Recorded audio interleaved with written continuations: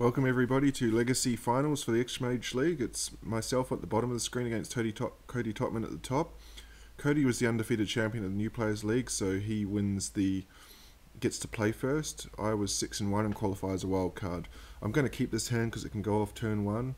Chancellor of the Annex is not ideal, is not an ideal target to reanimate, but it's better than nothing. And also it's an awkward draw for... It makes him pay 1 extra for his first spell when I reveal it.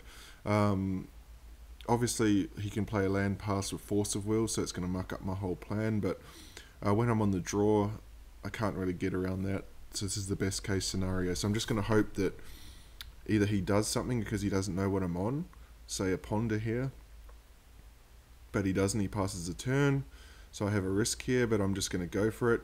I play the Dark Ritual first so I can Thought Seize myself. You can see I drew Tidespout Tyrant, so I had the choice out of the two. And Thought Seizing myself here, he's cracked. He's going to Spell Pierce, which means that I can pay the 2 from the Dark Ritual. I can't go off this turn, but I can go off next turn. So I decided I'm going to put Tidespout Tyrant in the grave because if I hit some other things, then... Oh, actually, no, he played out Spell Pierce and forgot about the Chancellor of the Annex, I'm guessing. He Force of Wills my Exhume, but I've got my Tidespout Tyrant, and then you can see I've got a second Exhume. I'm pretty happy with that Force of Will because it drops him to 2 cards, so he doesn't have a lot going on. I pass a turn, I can go off next turn with the second Exhume. He passes a turn, only 1 land, so I'm going to try it again.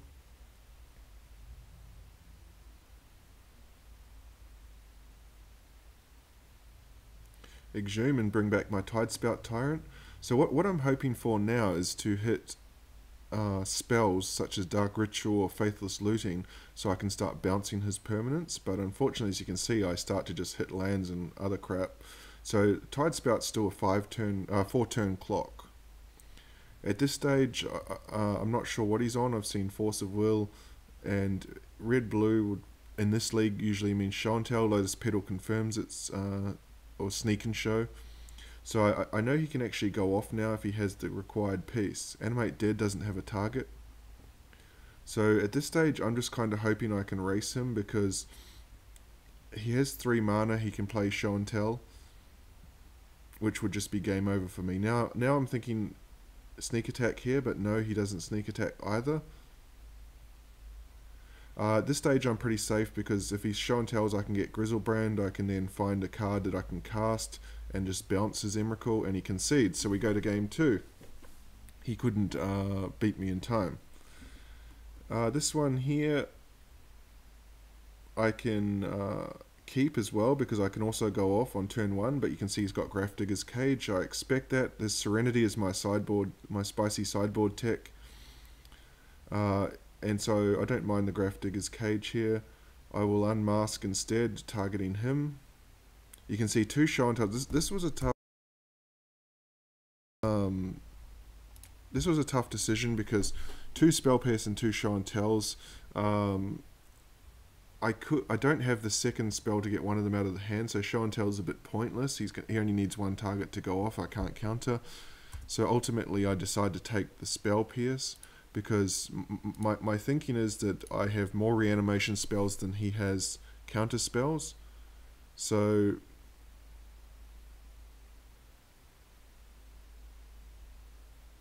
I entomb a Grizzlebrand. I know he's got the Spell Pierce, so I'm expecting to counter. I have to resolve Serenity. Serenity is the 1+ white. At my upkeep, it destroys all artifacts and enchantments. So at this stage, it's kind of a race. My one big sideboard card against Show and Tell is Blazing Archon. I'm hoping to draw that. If I can draw and Blazing Archon, then I can't lose this matchup. So I'm looking to get to 3 lands so that I can get around his Spell Pierce, or hope that he taps out. You see Nathan just jumps in there to have a look. He's pondered here, so that tells me he doesn't have the required pieces.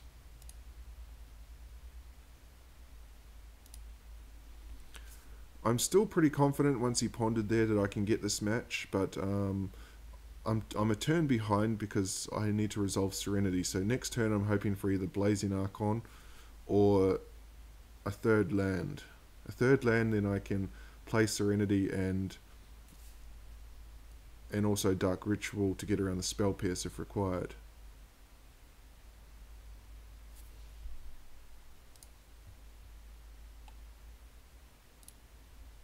Animate Dead is not what I wanted to draw there. There's no spells in either no creatures in either graveyard. Sorry. So I Dark Ritual first here so that I can pay the tax, the 2 if he decides to Spell Pierce. But I draw out the Spell Pierce anyway, so it's the most economical way to do it. I can play my Serenity next turn. So I just cross my fingers here and hope there's no show and tell with a reveal.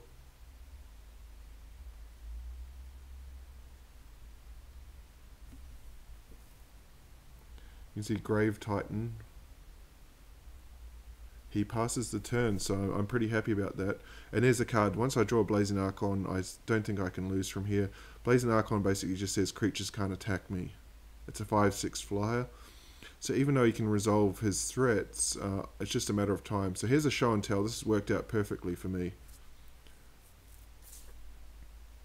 So I put my Blazing Archon. He puts Grizzlebrand, so he's still going to be able to draw cards, but he can't... you can see he drops to 13. Now, this is going to take a bit of a workaround. I'd be hoping to resolve the Grave Titan, because Grave Titan has Death Touch. I can get rid of Grizzlebrand that way. I don't actually have any creature removal in my deck. The other one that I was looking for is Tidespout Tyrant, but I stupidly sideboarded that out, which was a big mistake. That's a very important card in this matchup. I'm not really sure why I did that. So here's my upkeep. It's going to destroy the Grafdigger's Cage. Serenity is absolutely awesome because in this meta, I don't know if they play enchantment or... So I'm going to resolve my own Grizzlebrand here. But you can see because I use Animate Dead, it's not as good as his one. So at this stage I'm looking for...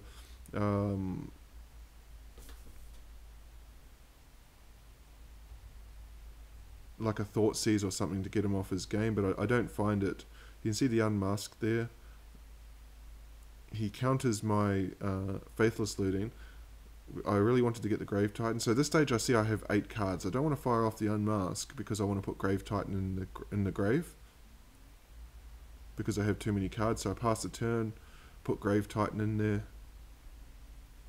You can see I've got Pack Rat. Pack Rat is my win con with Blazing Archon. Caracas confuses things here because I didn't expect that at all, as he plays a second Grafdigger's Cage. I bring in 4 Serenities, so I've still got 3 more to get rid of it. So in my upkeep here, I don't really want to activate Grizzlebrand and go to 3 because I'm a bit surprised by Caracas, so I don't know if he might have a Lightning Bolt that can just finish me off and do the last damage. So I just let him bounce my spell there. I went to play out Pack Rat, but I thought, no, hold on, I better make sure the coast is clear first. So I play Unmask, and I get the Brainstorm here because I don't care about Sneak Attack and Show and Tell. He can't do anything. It's clear, so I play out my Pack Rat, and I pass the turn. He can resolve as many Show and Tells and Sneak Attacks as he likes. Brainstorm and Ponder help him find any possible answers he might have.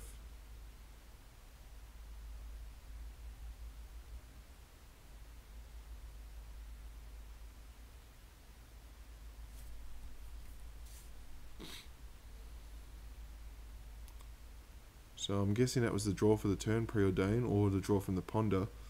So he's still digging. I'm not sure what he can find here. For me, it's just a case of activating Pack Rat each turn. He goes down to 5 with the Grizzlebrand activation.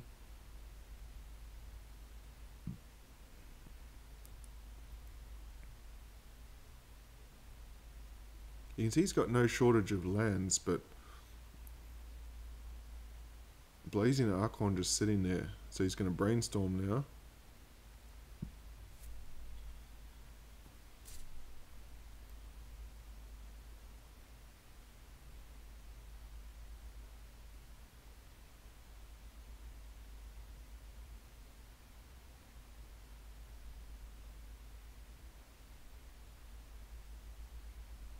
play sneak attack. That's perfectly fine. I don't care about that.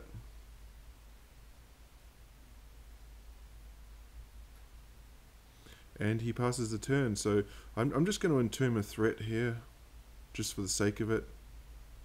I think I choose Iona. I do need a card to discard though. I'm lining up Grizzlebrand because I don't want, as I say, I don't want to go to 3. But then I see Reanimate. I don't want, Reanimate's going to cost me life to bring something back, so I can easily discard that. Because if it's something like a Grizzlebrand, I'm not going to Reanimate and go to 3. If I was on 11, I would definitely be doing that.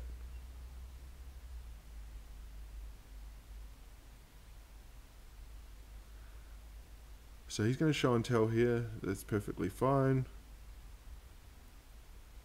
I'll put Grizzlebrand into play,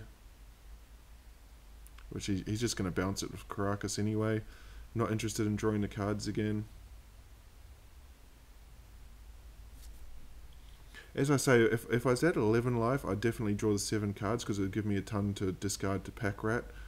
As I activate Pack Rat, discard Grizzlebrand, untap. Sire of Insanity would be pretty good here. You can see he's got Emrakul sitting over the other side doing absolutely nothing.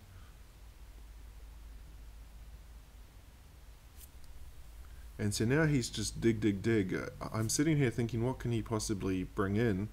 I'm not sure, because I'm not a legacy expert, so I don't know if he might have a Tidespout Tyrant or something that can bounce my Blazing Archon. But that Archon is just sitting there. I don't have to do anything. I just get a rat every turn. My rats are just getting wider and bigger. Discard, Reanimate. And so at this stage I'm doing the math. How many rats do I need? Because Grizzlebrand's got lifelink. So he's effectively at 10. So he can block with Grizzlebrand and block with Emrakul. So I'm going to need additional rats beyond 3 and more that can do at least 10 damage.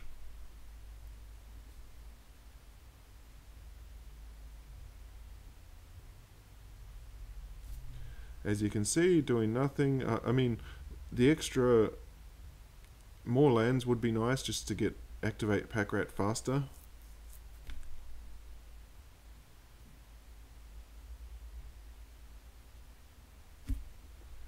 At this stage, I'm doing the math. I think 5 is enough.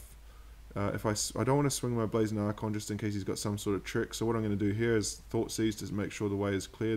Make sure there's nothing funny going on. There's not, so I get rid of the last Grafdigger's Cage there. And now I can swing because he's going to block 2 of them, go to 8. I go to 10, but 3 will get through. I keep a Pack Rat back just in case there's something I'm not seeing. But 2 of them will get through and do 10 damage.